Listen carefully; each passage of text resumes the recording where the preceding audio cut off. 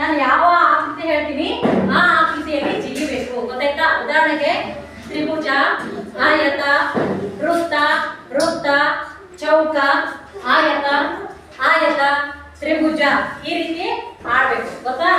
ಈಗ ಯಾರ್ಯಾರಪ್ಪ ಅಂತಂದ್ರ ಗೌತಮ್, ಗೊತ್ತಾಯ್ತಾ? ತ್ರಿಭುಜ ಜಿಗಿಬೇಕು, ಜಂಪ್ ಮಾಡಬೇಕು, ಹೆಜ್ಜೆ ಕಿತ್ತಿಡುವಂಗಿಲ್ಲ. ವೃತ್ತ, ವೃತ್ತ, ಆಯತ, ಚೌಕ,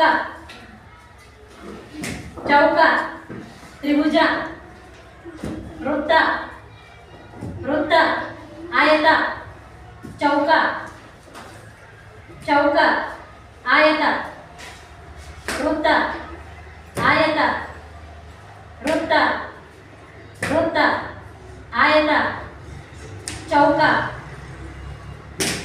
ವೃತ್ತ, ಚೌಕ, ಔಟ್.